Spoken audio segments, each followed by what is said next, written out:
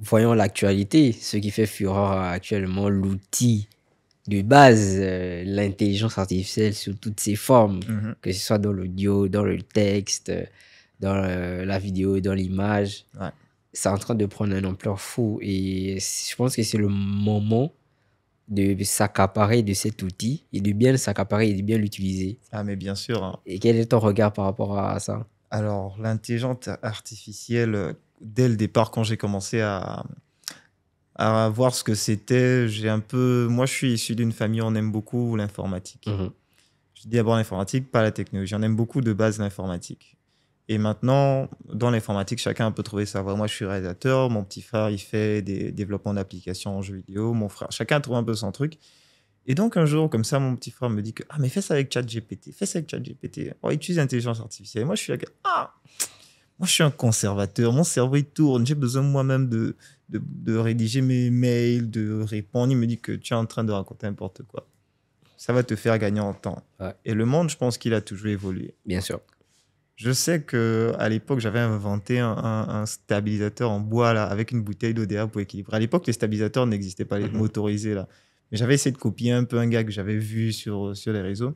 Mais le monde a évolué. Et je pense qu'il faut très vite s'adapter parce que l'outil là permettra de gagner en temps et surtout de résoudre beaucoup de problèmes. Surtout que de ce que moi je sais, la version vraiment complète de l'IA, c'est une version qui, ça, comment dire, ça part de la base de ce que tu vas dire au départ. Ouais. Donc, ça part de ce que tu as dans ton cerveau. Et ça te donne juste des pistes de temps parce que bon, si tu veux gagner en temps, tu veux bien structurer la chose, tu demandes tout ce que tu veux. Mais je pense qu'il faut le prendre comme une conversation. Et puis, il ne faut pas se dire que ça va remplacer des boulots. C'est clair que ça va remplacer des boulots. Le monde évolue. Il y a plein de boulots qui C'est sont à en nous place. de s'adapter. On comme doit dit. s'adapter. Ouais. Sinon, on n'a qu'à tout déposer, on retourne à l'âge de pierre, on casse nos cailloux, on oublie même d'abord le feu. C'est clair. Donc, l'outil, moi, je pense que il faut en prendre soin.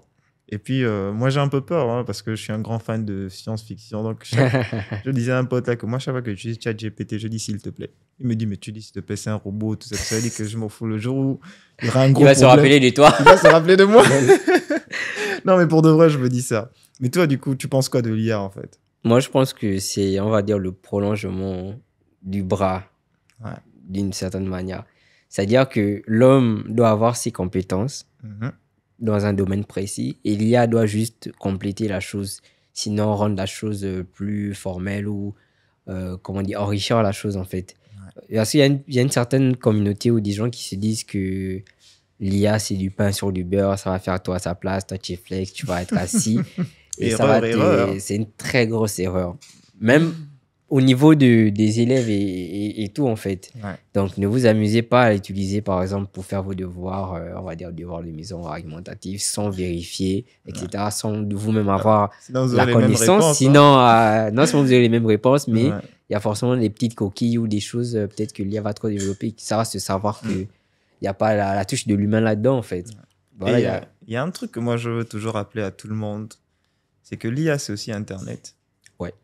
Donc, si tu n'as pas Internet, le jour où tu comptes sur ça, là, tu es mort. donc il vaut mieux apprendre. C'est toujours mieux de comprendre n'importe où hein, dans le business, peu importe dans quoi tu veux te lancer. Parce qu'on dit chacun doit rester souvent dans son canevas. Quand tu viens, on est sur un projet, on est plusieurs. Bon, tiens, on veut construire un grand studio photo.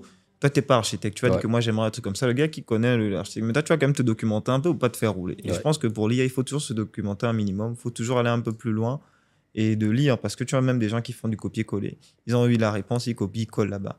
Aucune personnalité là-dedans. Donc, au final, tu fais pas le travail. Et un jour, tu seras confronté à ne pas avoir Internet. Alors que si tu prends le temps de lire, tu prends le temps d'avoir une vraie conversation pour moi avec l'IA, c'est que tu développes vraiment cette réponse. Tu vas lui dire non, pas comme ça, non, un peu plus court, non, je veux ça en 30 secondes, non, ça, je veux ça en temps de mots, je veux un côté plus émotif, non, ça ne me touche pas vraiment. Tu fais la discussion et c'est comme si au final, tu parlais avec un prof. Parce que ça, la réalité, c'est juste accès à beaucoup d'informations qui se rassemblent. C'est un peu comme si tu allais sur Google et que Google te fait un résumé des 10 premières pages.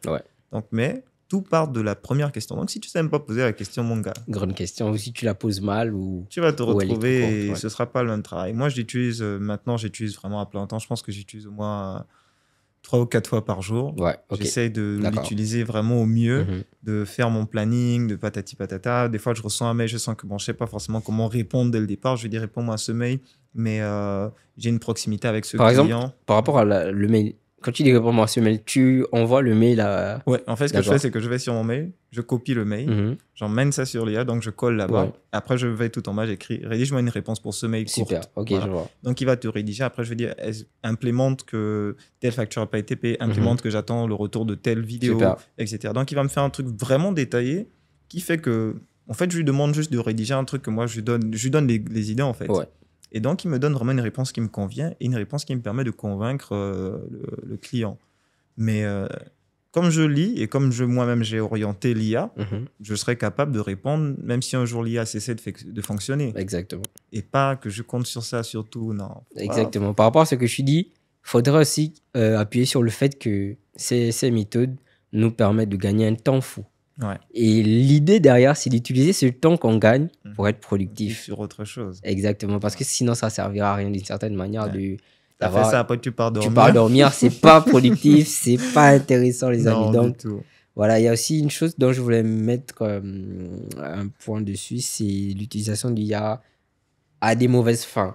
On a vu avec la propagation des fake news, des montages. Et là, dernièrement, il y a une application qui permet de traduire une vidéo dans une autre langue, donc d'un sujet dans une autre langue. On l'a vu avec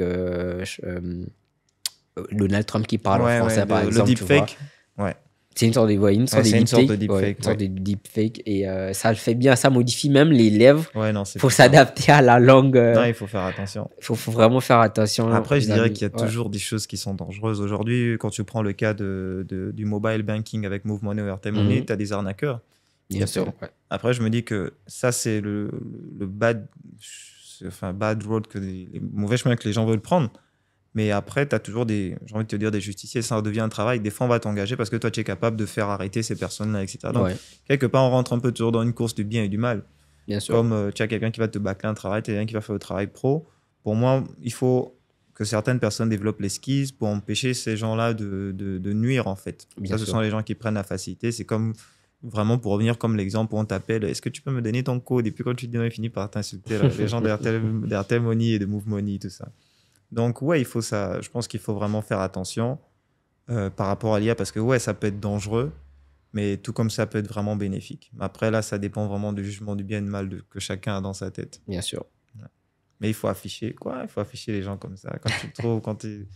Non, c'est nickel. Moi, je pense qu'il y a un truc aussi que j'ai utilisé dernièrement, c'est l'IA dans le tourisme, en fait. Je vais expliquer un peu tout ce qui est... en rapport avec le tourisme au Gabon, pourquoi ça fonctionne. Je fais un rapport, en fait, tu vois. Moi, je fais un rapport pour que je veux que la réponse que l'IA me donne soit la plus précise et la plus riche. Comme ça, quand je vais être devant là-bas, je parle comme si tu avais fait une étude de marché. Ouais. Après, le truc, c'est que, bon, bien sûr, il faut que plus de gens soient connectés pour qu'il y ait ce vrai retour-là. Maintenant, quand je lui ai demandé, en fait, il m'a fait une analyse et il m'a donné comment développer le tourisme en fonction de nos problèmes. Parce qu'on dit souvent ici au Gabon que le tourisme, c'est cher. Chaque fois que je vois une publication toujours le tourisme, on me par tag. rapport au prix, ouais. On me tag toujours. Moi, je suis pas ministre du tourisme. On me dit ça tout le temps. Le tourisme, quand je vois seulement que oui, ça là, c'est cher, on tag mon nom. Et puis, la question est bien profonde, en fait. La question est vraiment bien, bien profonde parce que la réalité, c'est que pour moi, si tu veux bien qu'on switch sur l'histoire de pourquoi le tourisme est cher, vas-y, vite. Vite fait, c'est que ce sont les taxes. Je pense qu'on reçoit la même chose quand on achète du matériel, etc. Je pense qu'on a du mal à se développer ici parce que les taxes sont énormes. Je ne sais pas pourquoi les gens disent apparemment que c'est parce qu'on utilise de vieux textes au Gabon qui avaient été mis à une époque pour favoriser certaines choses, choses qui n'ont pas été favorisées. Et finalement, on se retrouve dans le piège. Et ça ne permet pas, je pense, à beaucoup d'entrepreneurs au Gabon de développer leur entreprise, surtout qu'on ne produit pas, on produit presque rien dans les outils, dans les trucs, dans l'industrialisation. C'est vrai qu'on est coté sur le bois, etc. Mais après ça.